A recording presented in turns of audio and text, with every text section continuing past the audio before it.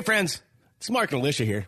With the holiday season fast approaching, we wanted to tell you to be the king of gift giving by giving the gift of flavor. Yeah. Give your friends and family El Yucateco hot sauce. El Yucateco is the king of flavor. They have 5 habanero-based sauces: red, green, Caribbean, Black Label Reserve, and triple extra hot. They have a jalapeno hot sauce and chipotle hot sauce, too. Just head on over to shopelucateco.com, where you can create your own custom 6-pack of their flavors, or maybe grab a 12-pack or 2. Plus, they have all kinds of cool swag, like socks, hats, and more. Go to shopelucateco.com and use our code Paranormal Punchers to save 10% off your entire order. Paranormal Punchers is part of the Podbelly Network. Go to podbelly.com for more great podcasts. Hey,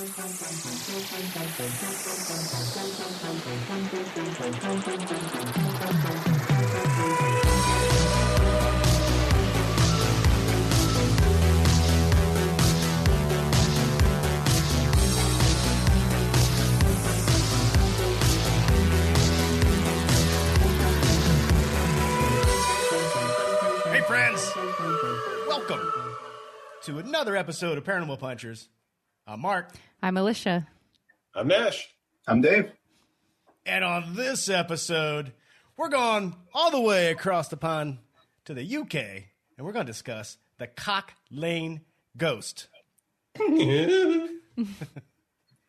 Also known as Scratching Fanny and the Cock Lane ghost. Yes. Yeah. Wait, I thought that was a different. I thought that was a movie you wanted me to watch. No. Oh, man, I'm not prepared then. Lish, give us a little teaser on the Cock Lane ghost. So this is from thehistorycollection.com. In 1762, an unusual scandal riveted the population of London. The case of the Cock Lane ghost. The story had something for everyone. Forbidden love, money, death, and the supernatural were all elements in the sad tale of Scratching Fanny of Cock Lane. Dun, dun, dun. All right. Of course, we got that. We have a couple listener stories. And as always, we got some listener feedback. Why don't we jump into that right now? It's brought to you by our Patreon. Yeah. That's right, our Patreon. Yeah. Over there for as little as $1, you can hear our Creepy Cryptids podcast, our Ghost and Gastropubs podcast, our D&D podcast, Terror at Hoska Castle, and the new podcast, Dead Scripts Rise from the Grave. Lots of fun. We're going to add some video over there soon. Yep. So join the club. A lot of fun. All right.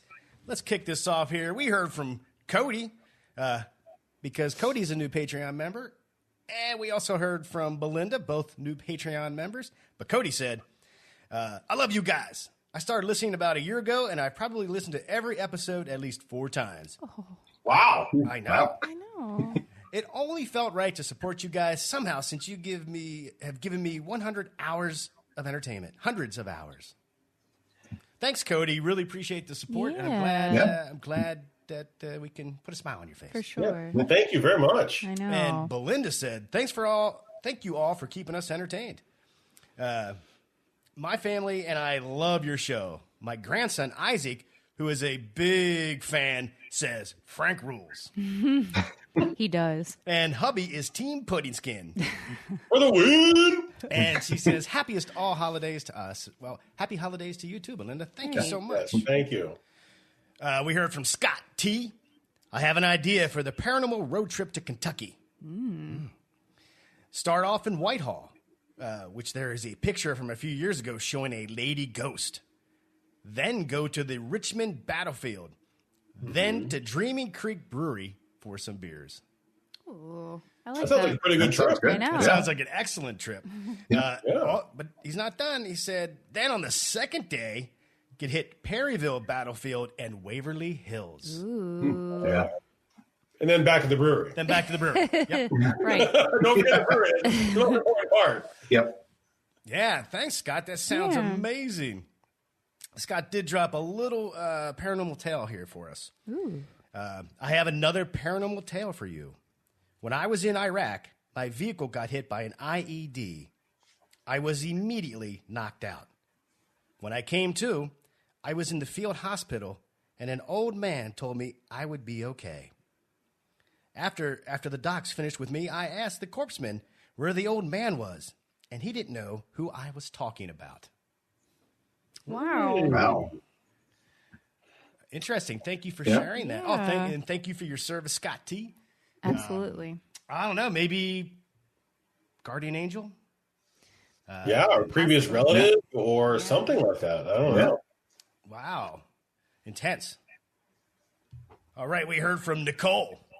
Just listened to the latest episode, and you guys talking about taking beer across state lines. Would you guys have to go all Smokey and the Bandit to do that? Yes. With like Frank and the Bandit. And I replied to Nicole and said, I would greenlight that show in a second.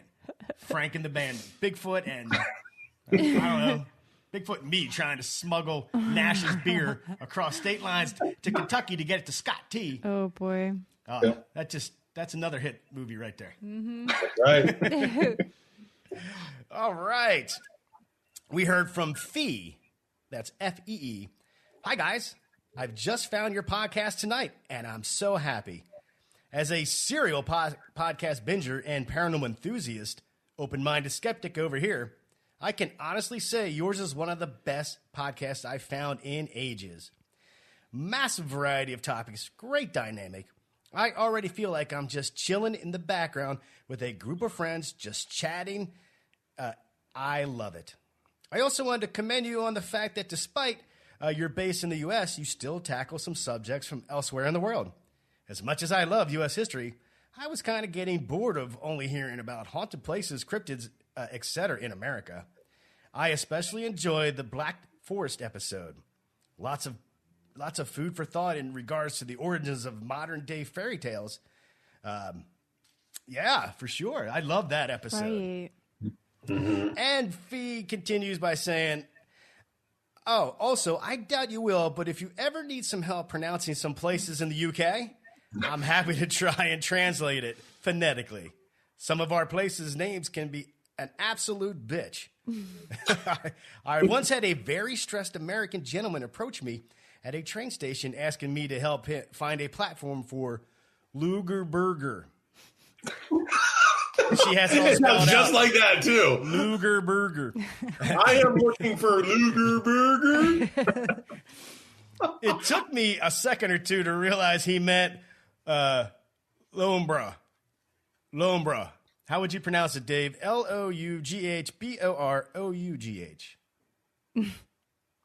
Luger Burger. Yeah. like Loughborough. Yeah, like Loughborough. That sounds about right. Sure. Isn't there beer like Loughborough? Yeah, it's like Loughborough. Yeah. I gotta go right to Loughborough. I could go for Loughborough right now. Sure. Yeah, because either if they point you in the right direction, you could end up at the destination or with a beer. So just say Loughborough. Yeah. Fee, I'm sure since you've been listening to the show, you know we need help pronouncing even American terms. Even stuff here. We just need help, period. So. Yes, pretty much. Well, so glad you found the show. Yeah. Thank you for listening. And, big shout out to everybody over in the UK. Because apparently we jumped 249% listenership in the UK. That's so good. Yeah. I love That it. is awesome. Very Thank cool. you so much. For everybody, no matter where you're at. Thank you so much. Right. It takes us from 5 listeners in the UK to 7, right? Or 5 to 12 listeners in the UK. Okay. I don't know. Throw a couple zeros on that, dude. Okay. Don't undersell us. We just cracked the top 200 comedy podcast in the Netherlands. That's right. Yeah. So big shout out to everybody in the Netherlands. Right. Yeah. We heard from a wicked joker. Did you guys see the Utah monolith and then the weird things there after it was gone?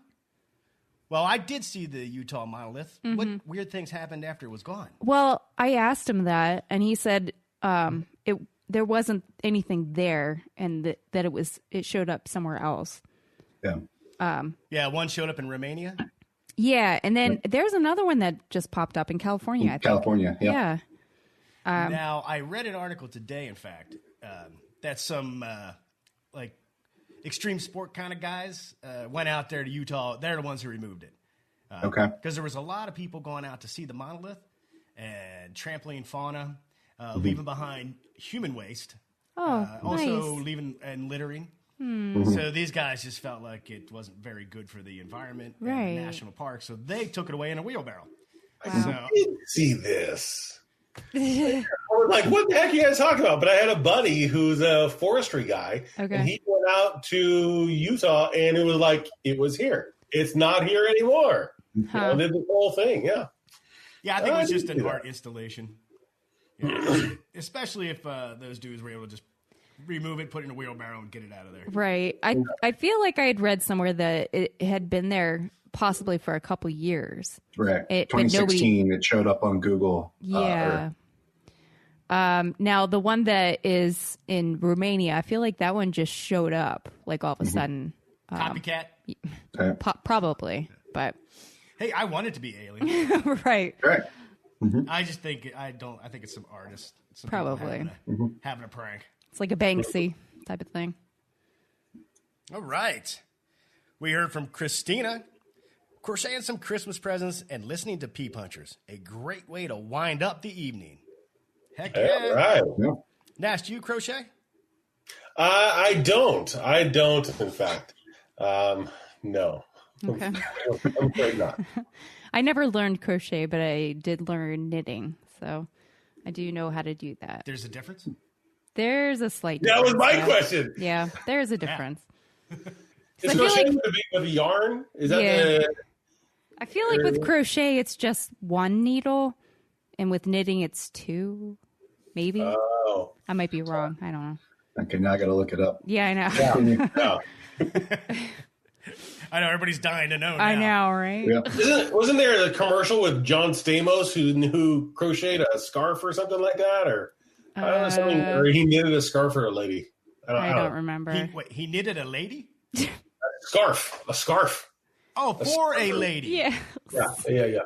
For a second, I was like, why would John Stamos, of all people, need to knit himself a lady? You never know. Yeah, gets cold. Yeah. Crocheting is faster. Crocheting uses much thicker knitted Okay. fabric. Okay. Well, there you All go. right. Thanks, Dave. Yeah. Yeah.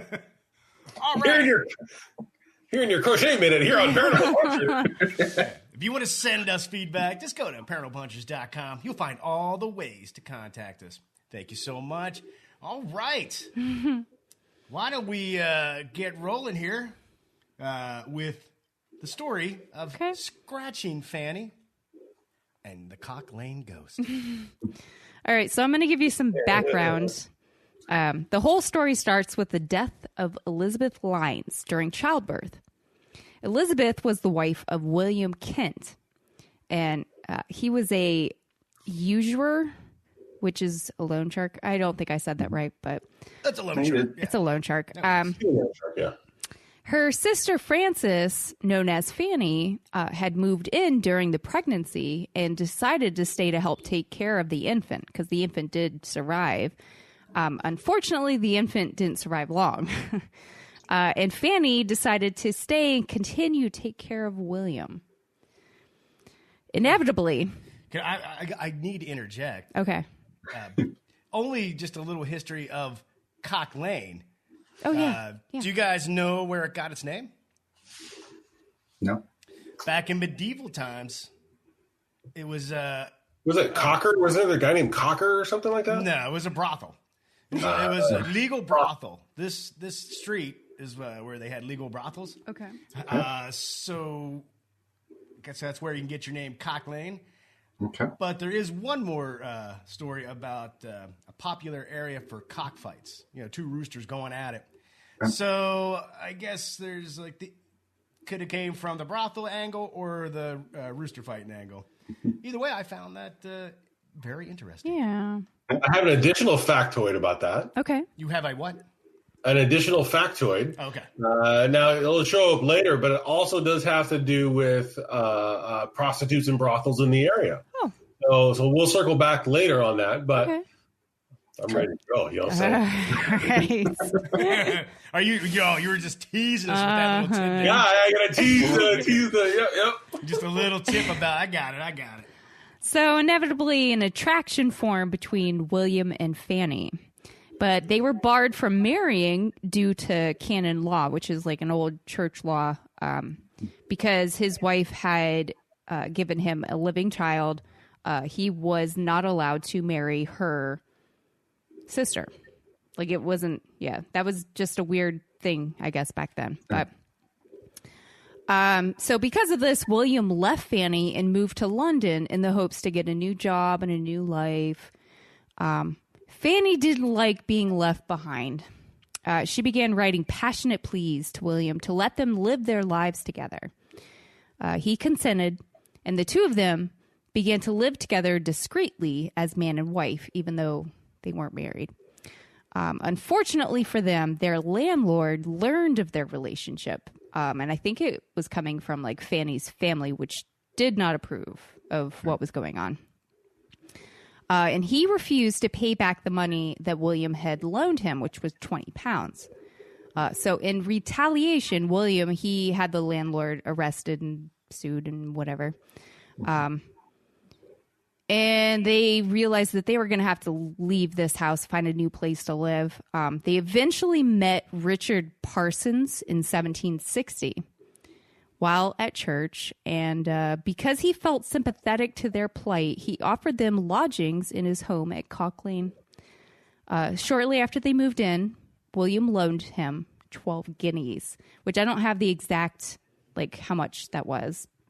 Do you? Does anybody? I wish we had somebody in England who could help us with currency.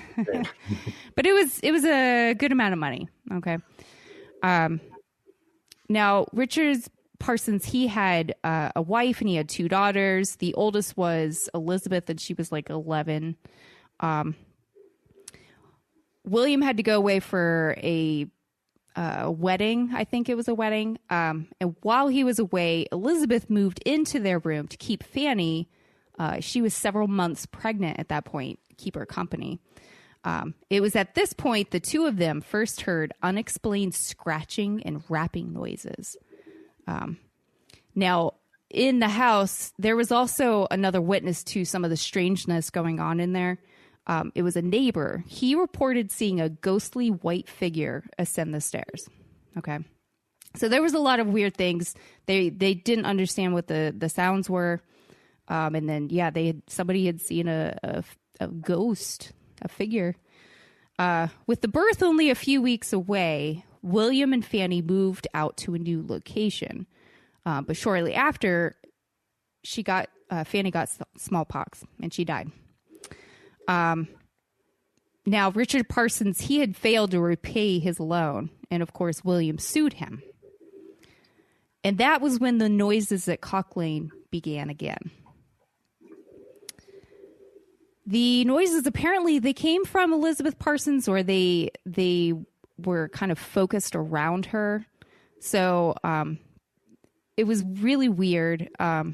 They didn't know what was going on. It was with her, but it was also coming from, like, the house itself. Like, they could hear rappings and noises, things like that. And it sounded like a cat scratching a chair. I found that. I was like, I don't know what that would sound like, but I guess just like anybody scratching a chair, right? Right. There you go, Nash. Yeah. Thanks for the phone sounds, Nash. Yeah. Good job. Now, during that time period, many believed that a spirit would return from the dead because they had something to say to the world. Mm-hmm. The ghost seen earlier by the neighbor was assumed to be Elizabeth Lynes, so the sister that passed away at the very beginning of my story. And she was there possibly to warn Fanny about her dying soon. Mm-hmm. It was concluded, though, that the spirit haunting the house now was Fanny herself, trying to tell them something important. So Parsons, with the help of some clergy, he had a couple that actually came in and helped him. They devised a method of communication with the spirit. 1 knock for yes, 2 knocks for no. So regular seances of like 20 plus people were held. I don't know if I found that they were at the Cock Lane house, but we were just watching something earlier, and they were talking about it actually being at Fanny's grave, right? Oh, Yeah, they actually did a séance at her gravesite. okay. Okay. Which Wasn't the house like not torn down, but 25 Cock Lane no longer exists? Not anymore, I don't think. Or what's there It's now not is there now, but I don't know if it was like torn down or if it was just renumbered or something like that. Or, maybe. I don't know. So yeah, they were holding these seances to figure out what scratching Fanny wanted to say. After repeated questioning of the spirit, it was determined that Fanny had not died from smallpox, but rather arsenic poisoning, and the malicious culprit was William Kent. The clergymen who attended these seances, they were also very convinced that they were speaking to a ghost that wanted justice. So after news spread of the paranormal accounts of the Cock Lane house, sorry, William Kent. Sorry.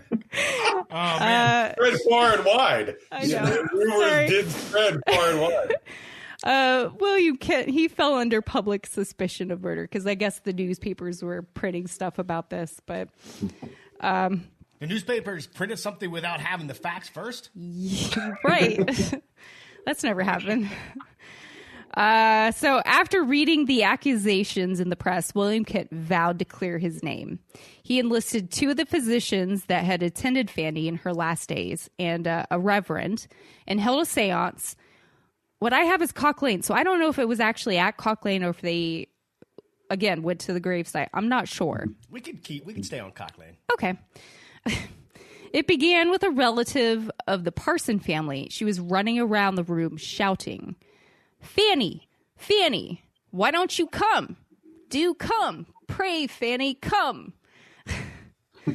When nothing happened, the Reverend told everyone that they were too noisy and they should leave and come back in 10 minutes. He was going to contact the ghost by stamping his foot. Now, has anybody ever heard of this? Stamping his foot to get the ghost to come out, I guess. Yeah, you're all too noisy. Yeah. Get so out. I'm going to stamp my foot. Stomp my foot. Yeah. So 10 minutes, I know, 10 minutes went by and everyone came back in, where the Reverend told them that the ghost was present. So they began their questioning. "Are you the wife of Mr. Kent? Did you die naturally? By poison? Did any person other than Mr. Kent administer it?" So obviously they proved that it was Kent. Yeah. Undeniable scientific method. Yep. Not leading the witness, anything like that. No. Case closed. Yep. Yeah. So it was discovered, I think before this, that the ghost appeared to be either following or attached to Elizabeth Parsons. She moved to they moved her to another house, and people had heard knocking sounds there. So they assumed it was her. So they would hold a lot of these seances with Elizabeth there. I found something about her being in a bed, which is maybe that's why I thought everything was going on in Cock Lane. But anyway, A lot of things happen on the Cock Lane. there was a group of people, including William Kent, who believed that this was a sham because he was like, "I didn't kill her," and put together a group of investigators to prove it. So they held more seances, and like I said, Elizabeth was in the bed under the covers. It was eventually revealed by one of the maids that they had seen Elizabeth creeping from her bed to pick up a small piece of wood, which she then used to make the knocking sounds. So on previous occasions, she had hidden the wood in her clothes. Okay. Yeah. Yep.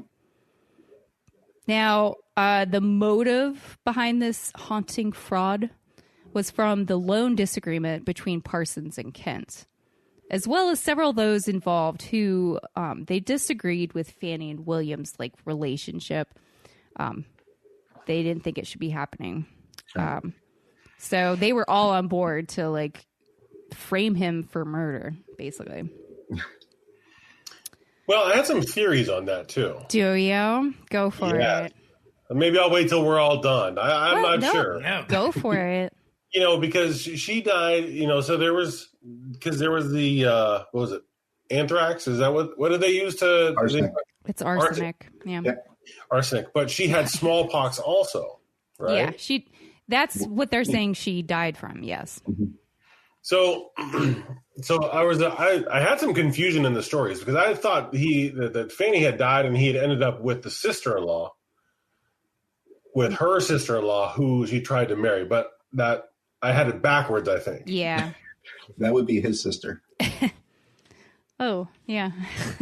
His wife's sister-in-law would be his sister. Yeah. No, it's like it's either his wife or his sister-in-law, but I had those two ladies switched. No, it was Elizabeth that he was married to first, and it was Fanny, who's the sister. She moved in to help with the kid, and then gotcha. Because I was just thinking, for her to die of smallpox. Mm-hmm. I mean, we actually did a little research on how smallpox is transmitted. That's pretty nasty stuff. Is it? Mm-hmm. Yeah. So I'm thinking that, because you can be in the same room with somebody with smallpox and get it. You can get it through like ductwork from somebody in another room. Oh. Face-to-face contact. And smallpox is pretty hardcore. Right. I mean, it like can like disfigure you and whatnot. And I have thought that the poisoning of her, she was pretty messed up. That she was in some serious pain, and it like creates pustules, and it's not a pleasant thing. Right. Well, so that's one of the things, and which I don't mean to steal if you were going to go for bring it up. But at some point, an investigator was looking at this, and he was pointed to where her gravesite was, and he opened it up and found no evidence of smallpox. Yeah. And smallpox leaves a lot of evidence. The earliest recorded known case of this was back in Egyptian times. Some of the mummies actually have that disfigurement on them. Oh. So if this corpse had smallpox, it would have been there. It would have been there. Yeah. Now, arsenic poisoning and smallpox actually start with similar symptoms. Arsenic, if you're getting it in a small dose over time, you won't really notice it. Oh. But if you get a large dose, quickly, you'll get fever and vomiting. Same thing with smallpox. But as soon as smallpox takes form where you get the pustules and they basically turn into lumps with a little divot in it, and then they turn into scars, it's not hard to figure out that this is smallpox or something else. Right. So, definitely. I was just figuring that, he thought it was smallpox or whatnot and poisoned her to try to either save her from going through the process of having smallpox and dying from smallpox, because he couldn't like openly just kill her or whatnot. But it could have been a way to either offer early, but if she didn't have smallpox, then he just gave her the arsenic. Mm-hmm. Right. Or if she did, and he thought that she did because she had fever or whatnot, just from something that she was getting, that he then went full throttle and put her under, to try to, I don't know. Right. So arsenic also does have medicinal uses, especially, back in that time. Mm-hmm. So, but the dosages would not have been, medicinal dosages would not have caused the short-term poisoning. Right. In addition, it was used in embalming to preserve the corpse, especially for if they were planning to dissect the corpse, they would use arsenic to keep it in a certain state so that they could eventually get to what they were trying to do. But apparently when they opened up the gravesite, they found that she was almost perfectly preserved. So that also lends credence that it was a arsenic dose that got her. Right. Yeah. Now, Elizabeth Parsons, she did confess that her father had made her do it. But it does not explain the ghostly figure that the neighbor had seen. So, well, go ahead. I was just going to say, just because if she was, acting as the ghost in, the knocking and all that stuff, that doesn't necessarily exclude the fact that Fanny could have still been poisoned and murdered. True. It just means that the spectral evidence was circumspect. Of course. Yeah, and quite honestly, that the Cock Lane is in Smithfield, London, and Smithfield has a ton of hauntings, and it has a pretty horrid past, and that's kind of where I went down, because I was kind of thinking what you just said, Dave, where it was, if this was a hoax, and it sounds like it was, that doesn't exclude that there could have been a ghost there. There could be a lot of ghosts in that area. And so we started doing some research into the different hauntings in Smithfield. And easy girl, I see where you're headed. You're like, oh boy, here he goes. But so we did some research, and it turns out about 200 years before this happened, okay, there's in the Smithfield marketplace, they would routinely kill. There was a mass killing of Protestants that came through, and there's a history of burning people in the Smithfield marketplace. Wow. Yeah, so they would find these Protestants and burn them alive. Wow. Yeah, and so it was like 270 or 220 or something like that. There was people burned there a lot. And so I was thinking, okay, well, that's no good. And so, and it was funny. My little factoid was around that time frame, as you were saying, Mark, the Cock Lane got his name from the brothels that are there, the legal brothels. So during this time of the 200 plus burnings of the Protestants, no prostitutes were killed. So I was thinking, it's like, okay, well, maybe there was like an accounts receivable issue, and the Protestants were like, hey, before we go do this, let's go do this, and they never paid up. And the brothels were like, I got a friend who can take care of this problem for us, and let's get the matches. Do you know what I'm saying? No, I don't. No, but you lost me. there were a lot of burnings to the fact that, and in fact, even there were people who were boiled alive in oil in the marketplace. Jeez.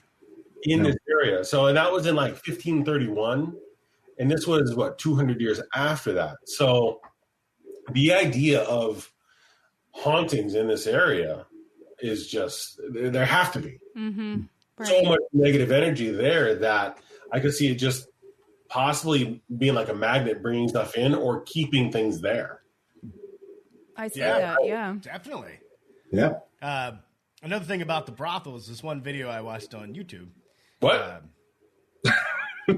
We don't need to know about your YouTube brothel videos, man. It was research. Yeah, it's all in your research, yeah. right? Jeez. But the brothels there on Cock Lane, the women would just sit around in like hot tubs, and then I guess you would get in the water, do stuff, and they would just be in that all day, hanging out in the big tub of water, and eventually I guess it got shut down. I can't imagine why. Right. Yeah. Yeah. That's enough to cause nightmares and hauntings. Yeah, that sounds terrible. Mm-hmm. That sounds terrible. And I actually found one of the there's a report of a ghost in Smithfield called the Horned Figure. Did you guys see this about this horned figure? Yeah, no. Yeah. No, because we were looking up stuff about Cock Lane.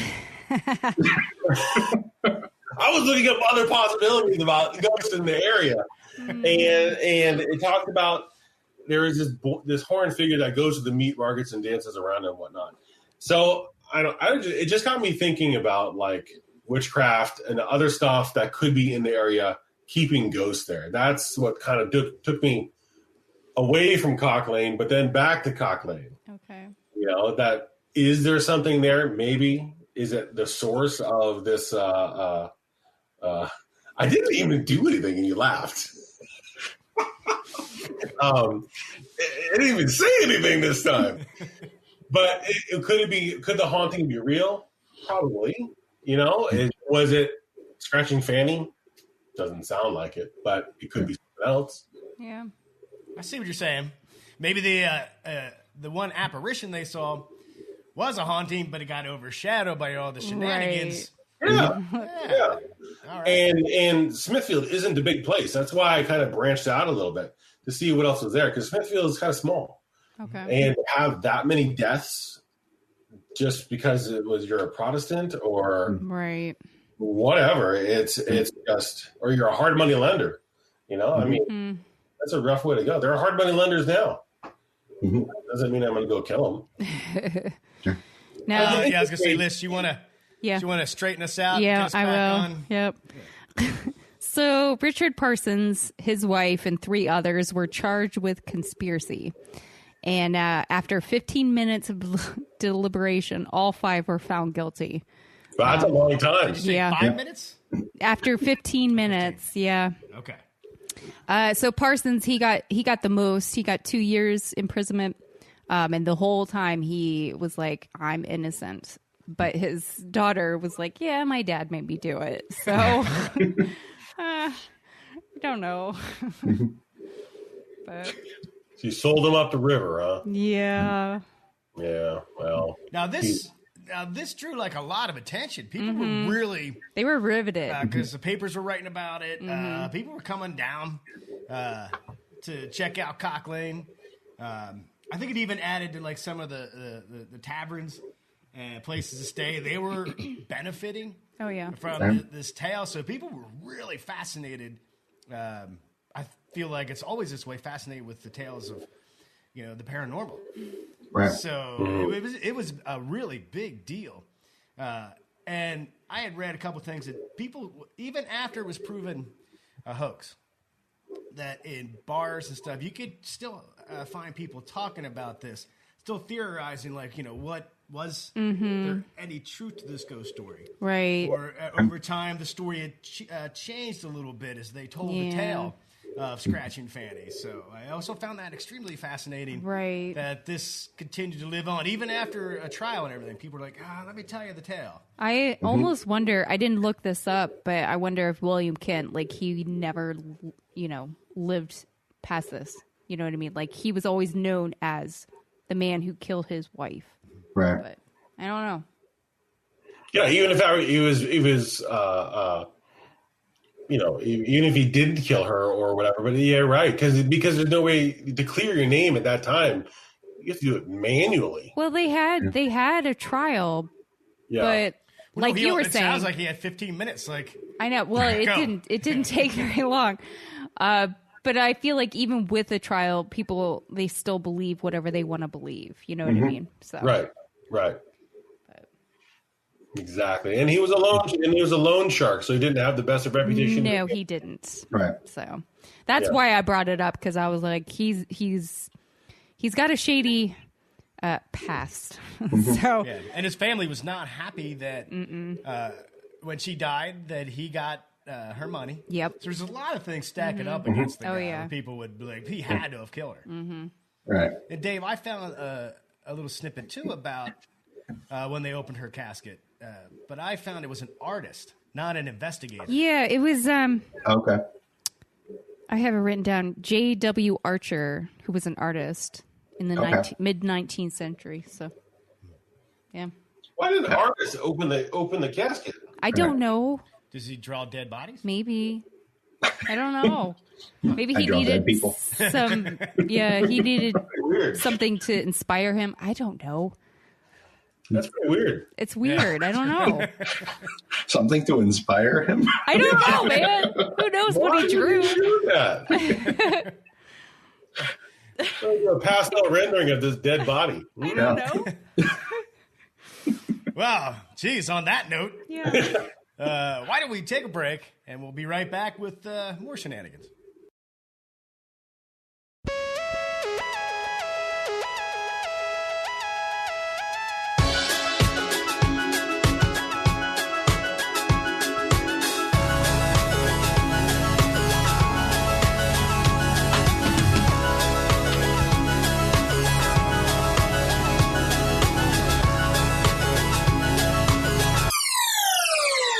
We're back. All right. Thank you, Lish, for telling us that story. I must admit, Nash, you were well behaved. I know. I'm shocked. It's a family show. It's a family show. 100%. But when I first told Nash about this, him and I went through like 15 to 20 innuendos. I was like, I'm glad we got it out of our system now. Yeah. Right. Yeah. Exactly. It can slide into it still, but I'm just saying I might not because it's a family show. Yeah, but I found it very interesting. Drawing all that attention, bringing in like your 17th, 18th century Ghostbusters to try to figure this out, and then only to be a hoax. I don't know. The story was it's pretty intriguing. I know. Well, I feel like some artists and some writers, such as Charles Dickens, they found some inspiration from the story itself. In A Tale of Two Cities, which is one of my favorite books, it was alluded to. Even the Cock Lane ghost had been laid only a round dozen of years after rapping out its messages as the spirits of this very year pass. Whew. That's Charles Dickens for you right there. Yeah. But all right. Next up, we got some listener stories. Who would like to go first? Liz, you got a story from Peyton. I can go first. All right. And while you do that, I'm going to take the toy away from the dog that's starting to destroy it right behind us. I know. All right. So this is from Peyton. Hey, guys, it's Peyton again. When I saw that there was a new episode, I couldn't hit the download button on my phone fast enough. This time, I have another story for you guys and the listeners. Related to my last story of the Wendigo in my friend's house, he has cousins that live down the road from him, about 2 miles in the rural outskirts of Perry, Georgia. Down the road at his cousin's house, they live near a cemetery.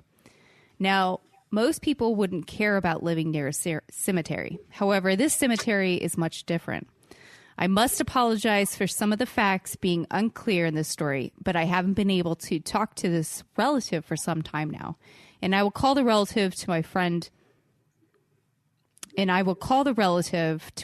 Belle for their privacy. Okay. They're going to call him Belle. Sorry. To start, Belle lives near the cemetery I mentioned before. Now, Belle lives with 2 younger twin sisters, about a year or two younger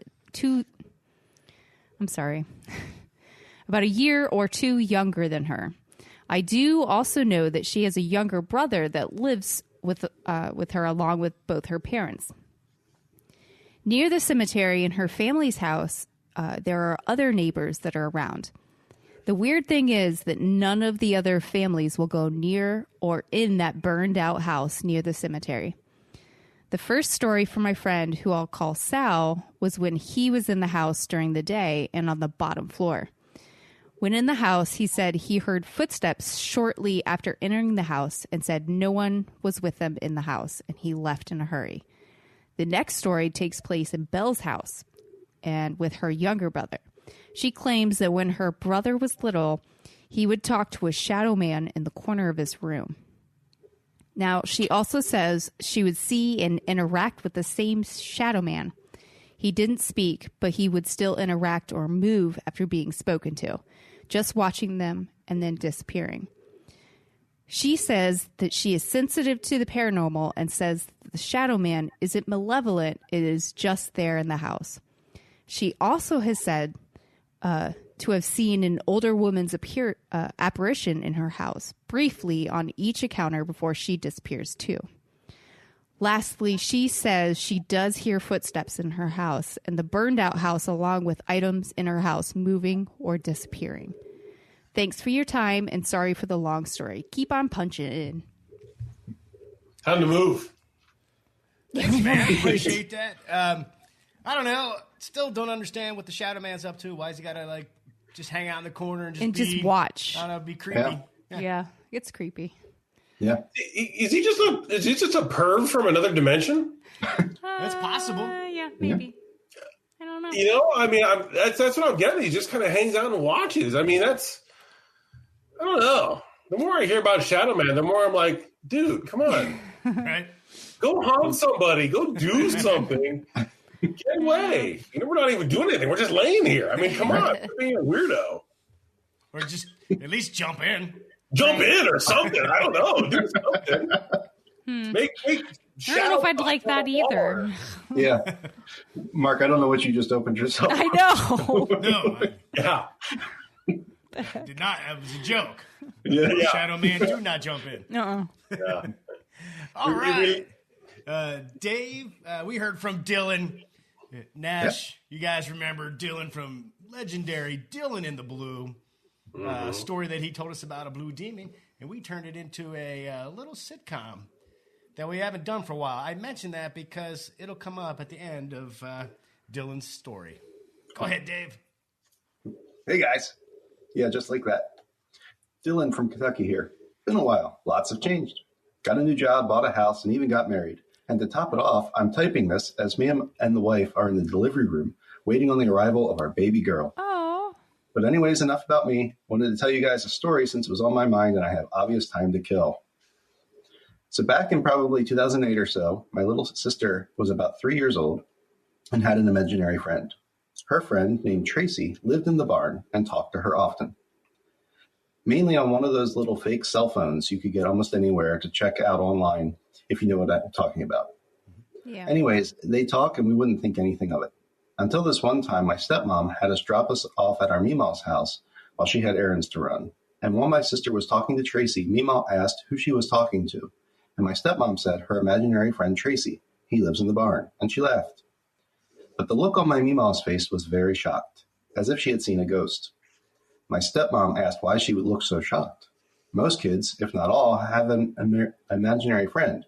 Even me, his name was Roscoe, and he lived in the bathroom. But Meemaw said there was a man named Tracy that was friends with Papa that had got very depressed because he lost his house, wife, job, and custody of his kids. Tracy was a good man and very good with kids, but he ended up shooting himself in our barn. Oh. Unfortunately, my dad, 13 at the time, actually walked up on him as he pulled the trigger. We found that out because we asked my dad about it a few years ago to confirm if the story was true, because Meemaw was known for stretching the truth a bit. But after she said she knew Tracy killed himself in our barn, we noticed weird things would go on in our house.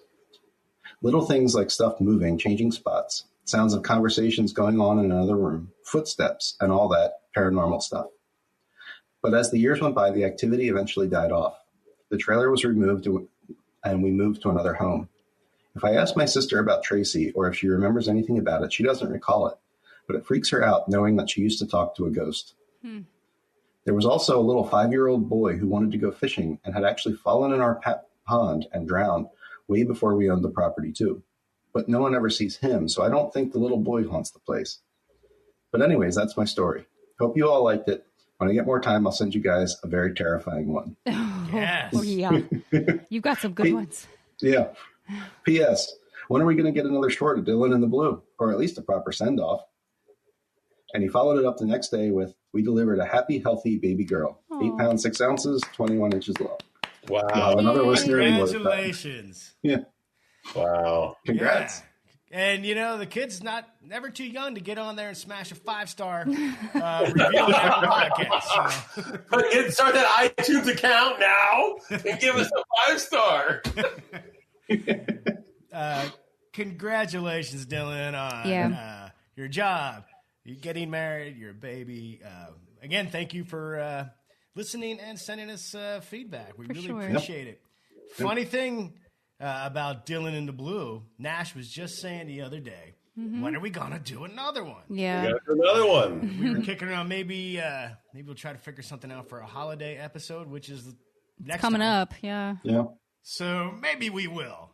We certainly always have fun with the Dylan in the Blue. Yeah. Yeah. Yeah. And if you're new to the show, just go back. You'll find it.